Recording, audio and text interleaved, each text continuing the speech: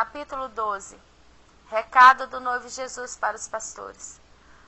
Vós sois a luz do mundo. Não se pode esconder uma cidade situada sobre um monte.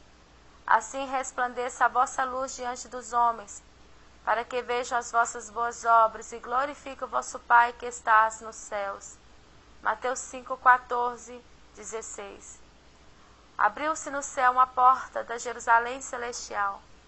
Então presenciei a chegada de um dos maiores seres celestes que eu já vira.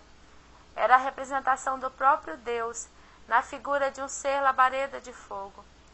Seus pés são reluzentes como ouro fino, o seu pisar é estrondoso como o som de muitas águas. Seus braços são labaredas de fogo. E ao caminhar sobre as águas do mar, as mesmas estremeceram diante do seu poder. Depois eu vi que surgiu nos ares do céu um grande anjo cavaleiro de fogo como brasa viva resplandecente.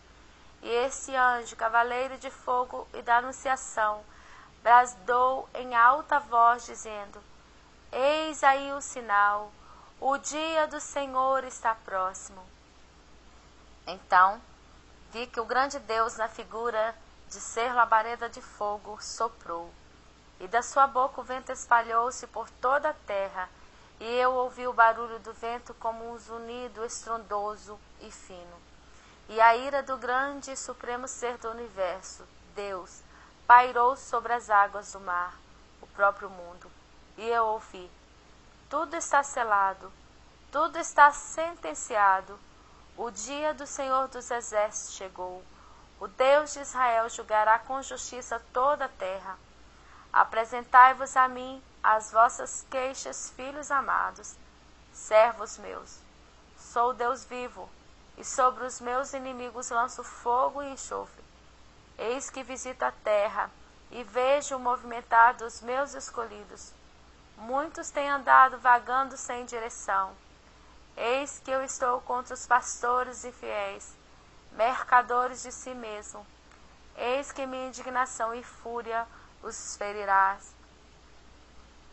Vi naquele instante duas taças seguradas por anjos, contendo a ira de Deus. E o outro anjo trazia em mãos uma balança e um prumo. E todos os pastores, líderes religiosos da terra, foram colocados enfileirados, sendo que cada um foi pesado na balança e avaliado a sua posição espiritual pelo anjo do Senhor. Suas digitais dos dedos das mãos foram colhidas, e os pastores fiéis receberam o selo 777 do anel de Jesus na testa. Leia Apocalipse 22, 4. E contra estes, diz o Espírito Santo, não intentará o anticristo, pois são estes separados por terem vestiduras alvas e salpicadas pelo sangue do Cordeiro, Jesus.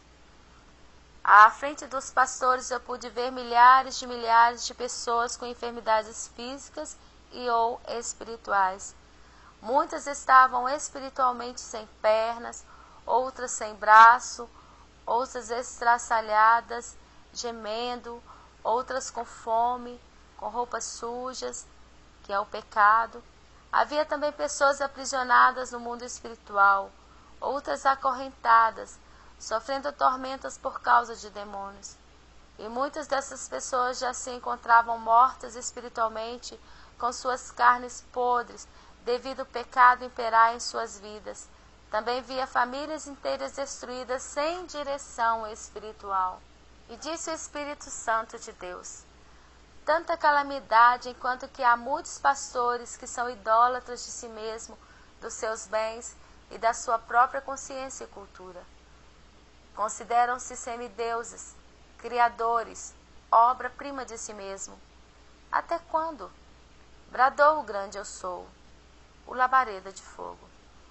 Por que tens impedido o avivamento com vossos arrogantes conhecimentos, balizados em teorias teosóficas, teológicas, humanistas, entre outros?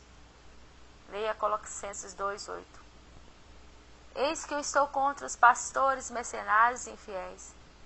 Sereis arrancados, vossos celeiros, pois sois fabricantes de si mesmo e tens mirabolante marketing para se promoverem.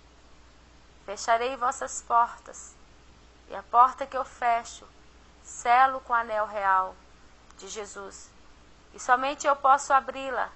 Saibam que nenhum homem pode abrir a porta selada por mim. Arrependei-vos, não vê que os abutres comem suas carnes podres devido vossas infidelidades a mim? Ai de vós, pastores infiéis, vós que maltratam minhas ovelhas feridas. Arrependei-vos, ó vós que sois casa rebelde, santificai-vos, e verás que eu sou Deus, e não há outro além de mim. Medite Judas 3:19, Ezequiel 34, Jeremias 23. Deus não condena o estudo teológico, porém o que precisa ser feito é trazer o conhecimento adquirido da mente para o coração apaixonado pelo noivo Jesus. Deus não anulou os conhecimentos de Saulo, o grande, porém o transformou em Paulo, o pequeno, o qual deixou de pensar conforme a sabedoria humana, homem natural, passando a agir segundo a sabedoria divina, como homem espiritual. Bom seria se a teologia não inchasse tanto o homem, ao ponto de se sentirem tão grande, pois grande é o Senhor. Os olhos do grande eu sou são como tochas de fogo, e seus olhos consumirá os ímpios da terra. Também disse o Senhor em outro momento: eis que tenho retirado e retirarei muitos dos meus guerreiros terrestres da linha de frente, pois não têm guerreado como quero. Muitos ficarão perplexos ao verem seus postos sendo ocupados por outros de baixo escalão, aos seus olhos humanos. Os humildes que eu quero, eu mesmo os revestirei de autoridade, não o homem. Irei chacoalhar as igrejas, e muitos perderão seus postos por desobedecerem a conduta que eu estabeleci. Eis que este é o momento de guerrear. Muitos serão preparados rapidamente, deixando-os de linha de frente espavoridos. Nota: clamemos, amados, pela misericórdia de Deus em prol dos líderes espirituais, para que a sua graça os alcance e que a chama do avivamento venha despertar os que ainda dormem. Efésios 5:14. Na plenitude dos 70 exércitos do céu. Em outro dia de busca, no terceiro andar de minha casa, o meu espírito foi arrebatado até lugares celestiais, e eu vi entre as nuvens do firmamento 2 fileiras de portas. Em frente de cada porta havia um anjo guerreiro de Deus, diferenciado pelas vestes e armaduras. E disse-me o Espírito Santo: o que vês são as 70 portas, na plenitude dos 70, de cada exército do céu. Um anjo tocou os meus lábios com uma tenaz para purificá-los, e passou um gel celeste nos meus olhos, a fim de ampliar minha visão espiritual. O gel era pastoso e verde transparente, feito de algas do rio da vida. De repente, enquanto sucediam os acontecimentos espirituais, eu fui movida a guerrear em espírito e a repreender o poder das trevas, pois surgiram cobras grandes e perigosas de botes armados. Os anjos guerreiros do Senhor capturaram e as amarraram. Uma delas tentou morder meu braço direito, porém o anjo do Senhor me defendeu. Havia também cobras voadoras que tentavam contra minha mente, lançando encantamento em seus olhos. Clamei a Deus em nome de Jesus para que enviasse o arcanjo Miguel, pois acima de mim, além de cobras grandes e pequenas com asas, havia também uma imensa serpente que subia do mar. Então, o arcanjo Miguel, direcionado pelo próprio Jesus guerreiro, lutou contra a grande serpente, o dragão, para me defender, noiva. Perguntei ao Espírito Santo por que daquele ataque, e ele me disse: filha, a noiva fiel ainda lutará por um tempo em terra contra o poder das trevas, depois será arrebatada. E Miguel foi designado a lutar a favor da noiva de Jesus. Mas eis que o Cordeiro de Deus, Jesus guerreiro, pelo seu sangue já venceu na cruz a grande serpente, o dragão. O Cordeiro de Deus que foi morto desde a fundação do mundo. É o que está escrito em Apocalipse 13, 8b. Meu coração amedrontado palpitava forte. Porém o Senhor me disse: não temas, filha, apenas veja e escreva. Então eu pedi mais uma purificação, e imediatamente pelo sangue da veia de Jesus fui lavada, e meu espírito foi mergulhado dentro do coração de Jesus, e eu recebi oxigênio, vida. Aleluias. Depois, o meu espírito foi arrebatado até um grande tabernáculo no céu, cujas cortinas em parte eram carmesim, em parte eram beges, e tinham estampas da gravura do leão da tribo de Judá. E eu vi que o castiçal de 7 chamas estava aceso, e além da cortina estava o sumo sacerdote Melquisedeque, Jesus, no lugar santíssimo. Vários escolhidos de Deus são levados em espírito até o sumo sacerdote, segundo a ordem de Melquisedeque. Hebreus 5:6. E eu vi que onde estava aceso o castiçal, havia roupagens especiais, que eram vestes reais designadas aos sacerdotes eleitos. E então o Espírito Santo me disse: 70, na plenitude dos 70, são os heróis do avivamento no Brasil. Ide, fazei discípulos. Então, vi que dos 70 heróis do avivamento ocorriam réplicas dos mesmos, multiplicação ministerial. Assim eu podia ver réplicas de pastores, líderes, discípulos, missionários, cantores, dançarinos, ovelhas, e o evangelho da paz era anunciado com maior intensidade, propiciando o grande e último avivamento. Lucas 10:1 diz: e depois disso designou o Senhor ainda outros 70 e mandou-os adiante da sua face, de 2 em 2, a todas as cidades e lugares onde ele havia de ir. E continuou a dizer o Senhor: 70 são os heróis do avivamento, 70 são os apóstolos, 70 são os estrategistas, 70 vezes 70 de milhares são os meus exércitos, milhares de milhares são os discípulos. Tudo se discerne espiritualmente. Filhos, examinai as 70 semanas de Daniel. Eis que o tempo mudou e não há tempo a perder. Ide, fazei discípulos. Pois eis que a cada ministério meu designei anjos do avivamento, cavaleiros de fogo. Recado do noivo Jesus. Noiva minha, sou eu mesmo que escrevo essas palavras. Acaso não poderia eu me revelar a minha noiva amada? Por que duvidas? Escolho quem eu quero, sou eu quem faço do remanescente brotar águas puras. Uso as coisas simples para confundir as sábias. Atentai, e que ninguém te engane. Buscai a mim, e te responderei. Disse o Senhor para os pastores: filhos, sede justos com os meus profetas enviados. Vigiai, pois posso enviar anjos mensageiros até vós, e por não me buscardes devidamente, poderão lançá-los no calabouço. Escutai vós que sois heróis do avivamento, pastores, lideranças espirituais. O que sabes, nada sabeis e pouco sabes. Cabe a mim revelar a quem quer os meus mistérios, e muitos dos meus pequeninos serão arrebatados nestes últimos dias, e esses relatarão os mistérios e prodígios do reino dos céus, e serão dias designados como a loucura da pregação. Portanto, santificai-vos, arrancai do meio de vós o pecado, não se prostrem perante Mamon, Deus o dinheiro. Cuidado, pois o dinheiro tem tragado a muitos. Eis que muitos de vós sereis provados e amassados como o oleiro faz com o barro, para que possais crescer em estatura, forma e largura.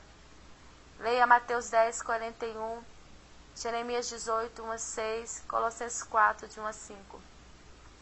Então, eu vi um imenso vaso no céu, cheio de vinho do Espírito Santo, e que milhares de vasos menores estavam sendo cheios deste vinho. O cheiro era forte, amável e agradável.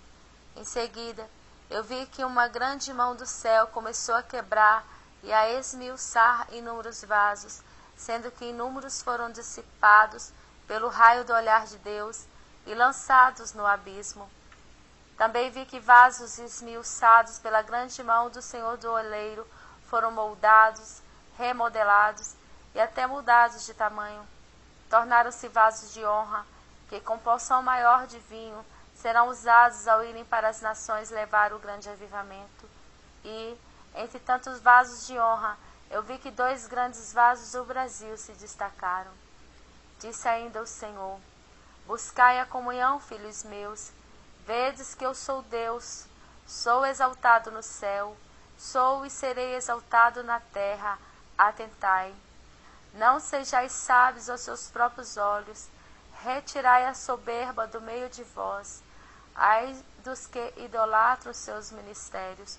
Sou Deus abençoador e amo aos que me amam.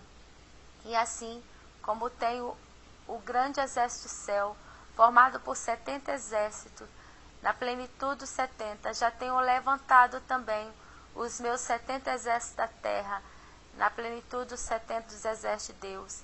Atentai, ide à fonte, que é o Espírito Santo, e alcançareis o discernimento. A grande chave do avivamento. Porei sobre o seu ombro a chave de Davi. Ela abrirá, e ninguém fechará, fechará e ninguém abrirá. Nele será pendurada toda a glória da casa do Pai, os renovos e os descendentes, todos os vasos menores, desde as taças até os jarros. Isaías 22, versículo 22 e 23. Certo dia, quando subi novamente para o 3º andar de minha casa, objetivando cumprir o propósito de busca, ao iniciar a oração, o Espírito Santo me mandou descer rapidamente para o 2º andar, devido ao forte ataque do poder das trevas ali no 3º andar. Naqueles momentos, eu via 4 demônios na figura de magos que atuam na área de encantamento. Enquanto os anjos do Senhor guerreavam por mim, eu obedeci e desci para o 2º andar. Ao retornar à comunhão com Deus, o meu espírito foi conduzido a uma dimensão celestial, onde havia uma enorme chave de ouro reluzente, designada chave do avivamento. O brilho daquela chave era como o de uma estrela brilhante, e eu, representando a noiva, fui levada pelo anjo do Senhor a entrar dentro da chave e desvendar o que tem dentro dela. O Espírito Santo me concedeu revelações tremendas. Disse-me que essa chave do avivamento o Senhor Jesus concedeu para a sua noiva, e ao fazer uso correto da chave, a grande porta do avivamento se abrirá totalmente e a glória de Deus se estenderá sobre toda a terra. Vi então que a chave do avivamento se movimentou e abriu-se uma abertura apresentando um pouco de claridade. E a cada movimento de busca, de restauração, santificação, arrependimento e fidelidade da noiva, a chave vai rodando e a porta vai se abrindo. O movimento da chave e, por conseguinte, a abertura da porta do avivamento se dará por etapas, sendo que a cada etapa uma descoberta e novos mistérios de Deus são revelados. Dentro da chave do avivamento havia várias portas.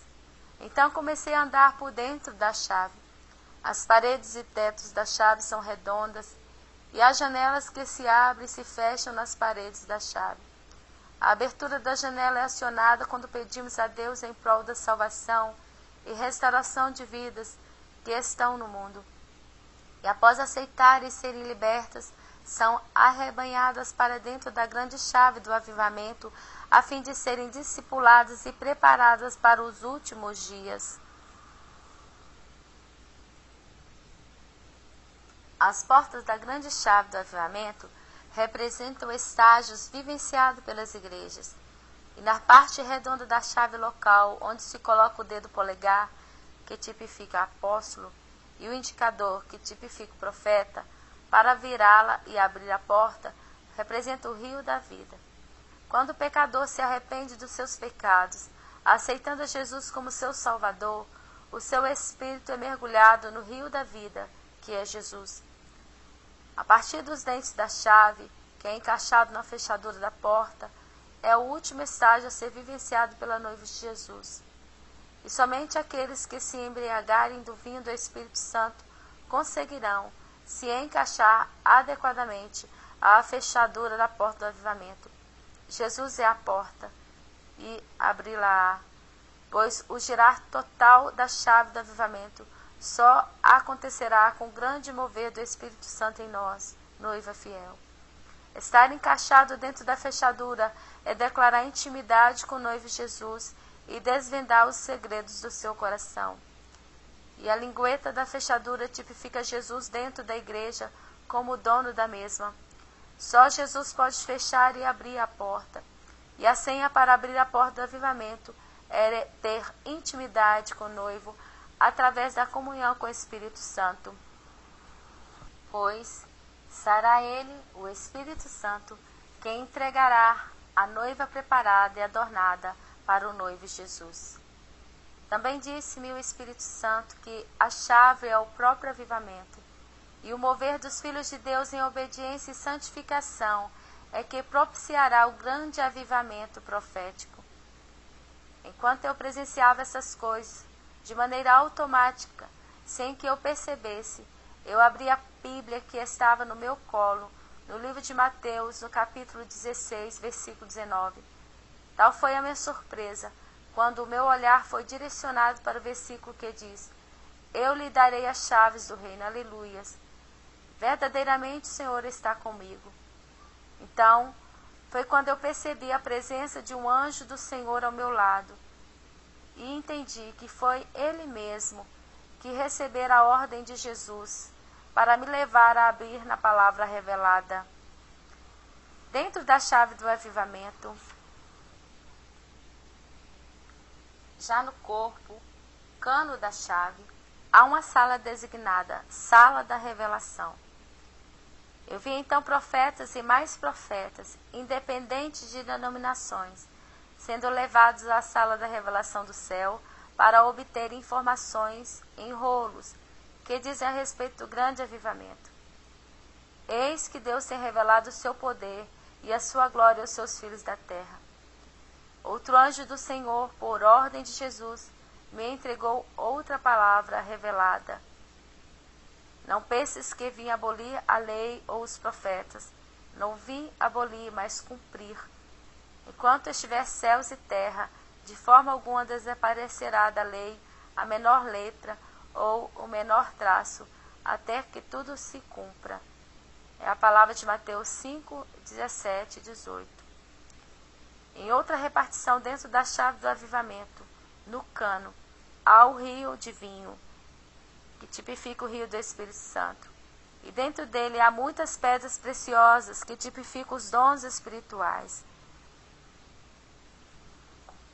E ao beber do vinho, poderá desvendar o que está dentro das pedras preciosas do rio. Basta entrar em espírito dentro da pedra preciosa, dom espiritual, e a revelação virá. É mistério e só alcança quem entra no mistério. A pessoa se arrepender dos seus pecados, passando pelo primeiro estágio da chave do avivamento, pode mergulhar no rio da vida, que é Jesus, e estará apta a subir pelos degraus da santificação. Portanto, com a presença de Jesus em seu coração, poderá entrar dentro da chave do avivamento. E à medida que alcançar intimidade com o Espírito Santo, poderá adentrar pelas 12 portas, que fica na parte redonda da chave, onde se coloca o polegar e o indicador, e desvendar os mistérios do avivamento. Há dentro da chave do avivamento 12 portas proféticas e 12 chaves. Seja qual for a porta entre as 12 que a criança pequena na fé entrar, poderá ser conduzida pelos pastores e líderes fiéis a conhecer os mistérios do Pai. E assim, como Jesus confiou as chaves do reino a Pedro, também confia a nós, igreja, a responsabilidade de conduzir o novo convertido a ver a glória de Deus, levando-o a ter acesso às 12 portas do avivamento. Primeira chave, porta da fé. Dentro do salão dessa porta, eu vi pastores de óculos escuros e alguns cegos espiritualmente. Embora eles creiam em Jesus como fundamento da nossa fé, e alguns até desejam o avivamento, não fazem uso das chaves que levam ao avivamento. E também que estavam penduradas em seus pescoços uma medalha. O Espírito Santo me revelou que a medalha no pescoço deles significa que os mesmos dão honra e mérito das coisas de Deus para o homem, e com isso travam o avivamento. São varões perfeitos à sabedoria humana, doutores em teologia humana, alguns autores de livros teológicos, amantes de si mesmo e que se gloriam em sua própria sabedoria e na unção do achismo espiritual humano. Com isso têm dificuldade em fazer uso das demais chaves do reino confiadas à Igreja de Cristo, e assim induz o seu rebanho a não crerem nos dons espirituais, balizado em seus próprios conhecimentos doutrinários e teológicos. E disse o Espírito Santo que esse tipo de igreja fica apenas um ponto inicial do Evangelho da Paz. É como se estivesse adentrado apenas no ato do tabernáculo, e para progredir espiritualmente, essa igreja precisará combater o espírito de religiosidade, incredulidade e buscar maior intimidade com o Espírito Santo. Segunda chave, porta da comunhão, oração e promessa. Ao passar por essa porta, após abri-la, a igreja passa a ter maior intimidade com o Espírito Santo de Deus, e Deus passa a revelar aos fiéis as suas boas promessas, e bênçãos são recebidas em virtude da busca. São filhos de Deus que choram aos pés de Jesus, reconhecendo a voz do seu bom pastor. A igreja que tem acesso a essa porta constrói a tenda da intimidade com Deus, assim como Davi construiu uma tenda para colocar a Arca da Aliança. 1 Crônicas 17, 26. Tu fizestes esta boa promessa a teu servo. Terceira chave, porta da fidelidade, intimidade e da santificação. Nesta, a igreja busca intimidade com o Pai, Filho e Espírito Santo, e a luz da igreja é notória. A luz de Jesus refletida sobre a igreja brilha diante dos homens, mediante a conduta do cristão. Vós sois a luz do mundo, assim resplandeça a vossa luz diante dos homens, para que vejam as vossas boas obras e glorifique a vosso Pai que está nos céus. Mateus 5, 14a e 16. Quarta chave, porta da escalada. A quarta chave abre a porta da escalada e a igreja passa a buscar as revelações do Senhor nos montes, sendo necessário para esta escalada não ser conivente com o pecado, o qual afasta o homem de Deus, e somente através da mortificação da carne e renúncia do velho homem interior, a igreja estará apta a subir as escaladas do monte e voar como águia nas asas do Espírito Santo. Certamente, o Senhor não fará coisa alguma sem ter revelado o seu segredo aos seus servos, os profetas. Amós 3, 7. Quinta chave, porta da restituição. Ao fazer uso da chave dessa porta, a igreja terá desejo ardente em se consagrar. O povo de Deus passa a reconhecer sua situação medíocre enquanto estava no mundo e a enumerar suas perdas, e assim, através da consagração, pede a Deus a quebra de maldição hereditária e ou adquirida e a restituição daquilo que perdeu. Nessa etapa da quinta porta, a igreja exerce o ministério da libertação, cura interior, restauração de vidas, e assim, maldições são quebradas, e o povo de Deus passa a pedir perdão pela iniquidade dos seus antepassados, a clamar por restituição pessoal e familiar, e a profetizar e buscar a restauração. Medite em Efésios 5, de 8 a 14. Sexta chave, a porta do selo. As vidas da igreja passam a ser seladas pelo anel de Jesus e recebem o selo do penhor do Espírito Santo. Isaías 44, versículo 3 a 4 diz: porque derramarei água sobre o sedento e correntes sobre a terra seca, derramarei do meu espírito sobre a sua posteridade, e a minha bênção sobre a tua descendência, e brotarão como a erva, como salgueiros junto às correntes de água. Eu presenciei que na sala dos selos, profetas, pastores, apóstolos, discípulos, missionários, guerreiros, cantores, entre outros, recebiam o selo do Espírito Santo. A igreja que tem acesso à porta do selo pode contemplar o lugar santo, ter acesso ao candelabro, revelação, à mesa dos pães da proposição, palavra da redenção, e ao altar do incenso, louvor e adoração. 7ª chave, porta da plenitude do Espírito Santo. A igreja, quando entra por esta porta, tem acesso à sala do Santo dos Santos no céu. Tem acesso à Arca da Aliança, a glória de Deus. E pode então entrar dentro dela e conhecer os mistérios de Deus. Daniel 2, 27 e 28a diz: o segredo que o rei requer, nem sábios, nem astrólogos, nem magos, nem adivinhos o podem descobrir ao rei, mas há um Deus nos céus, o qual revela os segredos. Os tesouros escondidos do reino celestial passam a ser revelados à noiva fiel. A mesma, já adornada com os tesouros, passeia em espírito pelo reino. Ela tem intimidade com o noivo, podendo passear pelo seu reino sem perder a direção. Pode desvendar o que possuirá por herança no reino, e está apta a entrar pela fresta da porta e ser arrebatada em espírito aos céus. Cantares 1:10 diz: agradáveis são as tuas faces entre os teus enfeites, o teu pescoço com os colares. 8ª chave, a porta da graça.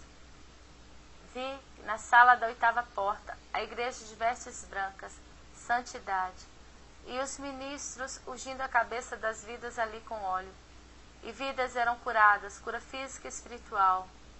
Todos louvavam a Deus e havia comunhão no partir do pão. A igreja que caminha livre pela porta da graça vivencia o evangelho da igreja primitiva. Atos 2, 46 e 47. São vidas de oração, jejum e entrega total a Deus. E todos são cheios do Espírito Santo e anunciam corajosamente a palavra de Deus. É a igreja fervorosa, vigilante, avivada e disposta a morrer por Jesus. 9ª chave, porta da intrepidez. A igreja que tem acesso à chave dessa porta e a abre, não teme a guerra. Ela é ousada e prepara os seus guerreiros. Ela está apta a guerrear contra as artimanhas da nova era, em nome de Jesus. São vidas abastecidas com óleo do Espírito Santo e têm reservas. Possui esta igreja a sabedoria de Deus, quando alcança a plenitude do Espírito Santo e faz o que o Pai determina. E tem a mesma acesso à sala do trono. Esta igreja sabe fazer uso dos dons espirituais e de todas as 12 chaves do reino. Ela está disposta a viver e a morrer por Cristo Jesus. Entende a sua missão na terra: resgatar os perdidos da casa de Israel. Mateus 15, 24. Ela vive o amor não fingido. Não age por interesse e usurpação. Seus profetas são ungidos e temem a Deus. Não são dados à zombaria. Não faz esta igreja acepção de membros, devido à posição social. Leia Tiago 2, de 1 a 13. Ela compreende a grandeza do Evangelho e guerreia sem temer contra o poder das trevas. É noiva prudente que batalha incessantemente para estar no reino eternamente. É valente que ara a terra, pisa as uvas, semeia e colhe. É noiva amada que busca o vinho novo, que abastece no dia mau. Esta igreja chora e clama por Sião. Ela clama pelo abreviar da volta do seu noivo, Jesus. 10ª chave, porta da limpeza do rebanho. Eu vi que quando a igreja entra por essa porta, muitas ovelhas são limpas e os carrapichos são retirados. Suas unhas são cortadas e as feridas são tratadas. O pastor de Israel é quem conduz as ovelhas para o aprisco. As ovelhas não se deixam levar pela voz do opressor, embora passam por provações, por nuvens negras, espinhos, pedregulhos e por animais peçonhentos. Esta igreja não desanima, pois olha e segue a direção do bom pastor e luta contra o pecado visível e oculto. Também se acalma e descansa nos braços do pastor de Israel. Cantares 6, 5b diz: o teu cabelo é como o rebanho das cabras que pastam em Gileade. 11ª chave, porta do tesouro. A igreja, ao entrar por essa porta, poderá mergulhar em espírito na sala do tesouro escondido. Poderá escalar a montanha do tesouro e reconhecer estrategicamente o mapa do tesouro escondido que fica nas fendas da rocha. Os pés da noiva fiel dentro dessa sala são calçados com sandálias do rei. Ela é vestida de vestes reais. Seus cabelos refletem a cor de púrpura e o seu pescoço é adornado por pérolas reais. E o rei, Jesus, na sala do tesouro, estende o seu cetro de justiça para a noiva e diz: Vem, amada minha, saia da recâmara e vem. És tu, noiva amada como a lua e brilhante como o sol. Jesus é o sol da justiça. Todo o seu exército é vitorioso e exala o meu aroma, o de Cristo, em suas vestes. Essa igreja noiva que foge da aparência do mal e se delicia do perfume das mandrágoras. Igreja que gera filhos espirituais em porção dobrada. As mandrágoras exalam o seu perfume e à nossa porta há todo tipo de frutos finos, secos e frescos que reservei para você, meu amado. Cantares 7, 13. 12ª chave, porta da proclamação e anunciação do reino. Ao fazer uso dessa chave e abrir esta porta, a igreja vivencia as chamas do avivamento e clama pela vinda do seu amado. Já está com sua vinha preparada e toma conta dos seus frutos. Ela, igreja noiva, já desfruta na terra as riquezas espirituais do reino e aguarda o dia do seu casamento. E não despreza o amor do seu amado rei, ainda que lhe oferecesse imensuráveis riquezas. São vidas fiéis, que como brasas vivas no altar de Deus emitem fogo ardente. É a igreja considerada labareda do Senhor. Essa igreja noiva sabe que pertence ao seu amado e o deseja. Gera filhos gêmeos e saudáveis. Tem porção dobrada do Espírito Santo e proclama que o dia da volta do Rei está próximo e desde já anuncia as maravilhas do reino, pois em espírito já o conhece.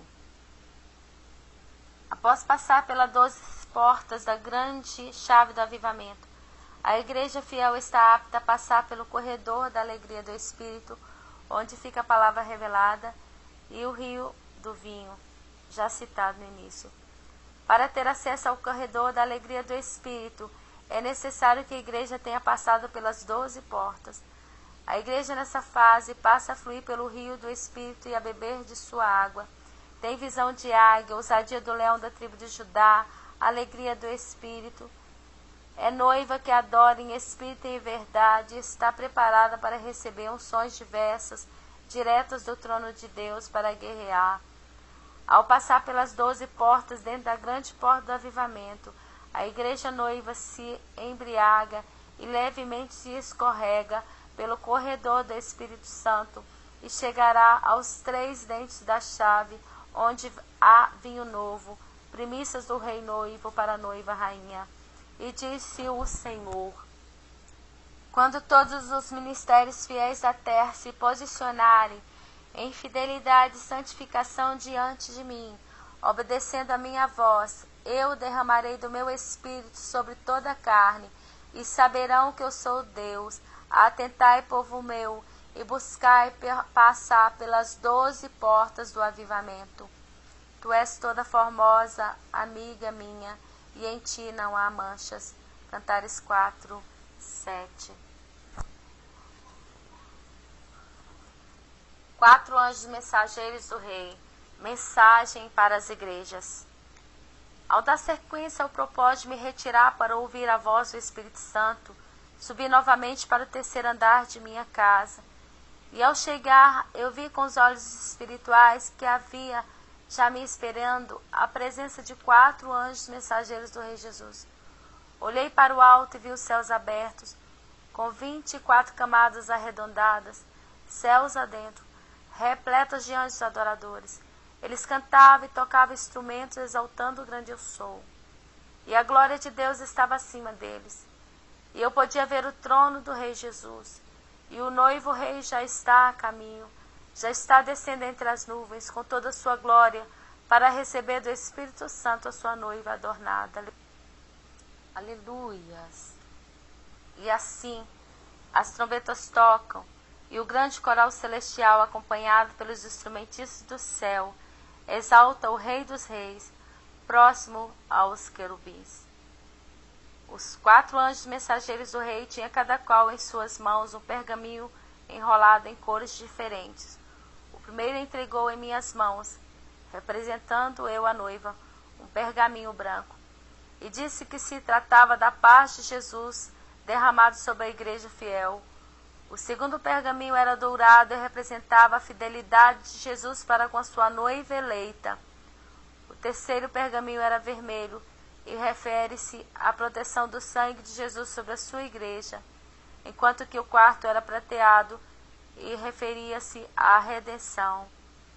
Leia Romanos 8, 21, 30. Disse o Espírito Santo: de glória em glória se chega ao Pai.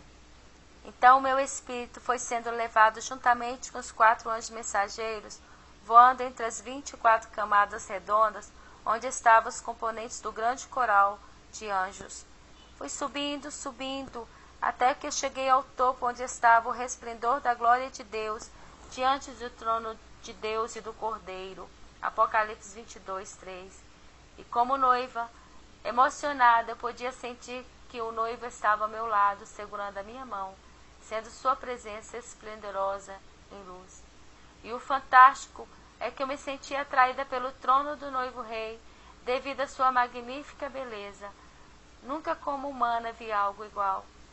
O meu desejo curioso foi de tocar no trono, que era de ouro maciço, estofado, aveludado, bordado com fios de ouro, maravilhoso. Porém, havia um campo de força de luz, formado pela Shekinah de Deus naquele momento, tipo força elétrica. Sendo que ao me aproximar daquela camada de força, senti pequenos choques elétricos e assim tive temor, muito temor. Ao presenciar minha atitude e conhecendo o desejo do meu coração, ouvi o noivo Jesus me dizer: amada, ainda não é o momento de tocar o meu trono. E ao tocá-lo agora, certamente morrerás, porque ainda tens vida terrena, e nenhum ser humano pode resistir à glória do meu trono, embora quando eu quero eu possa me assentar nele e pegar no colo os meus amados. Aleluias. Anjos dançando no céu.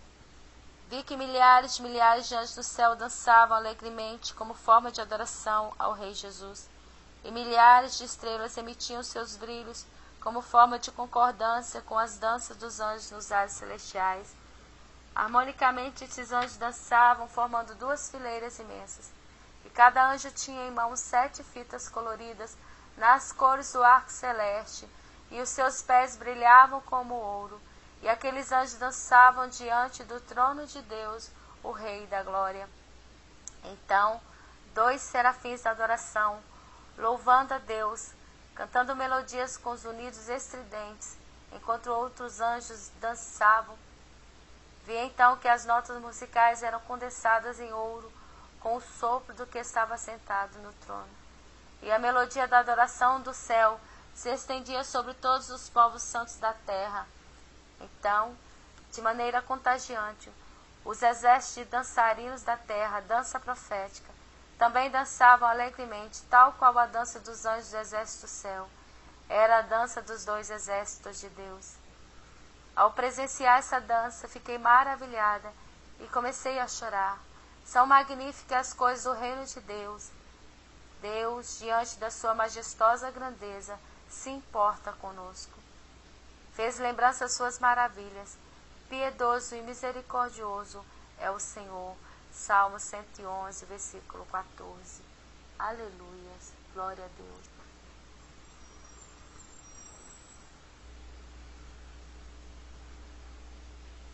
Só tu és santo, Senhor.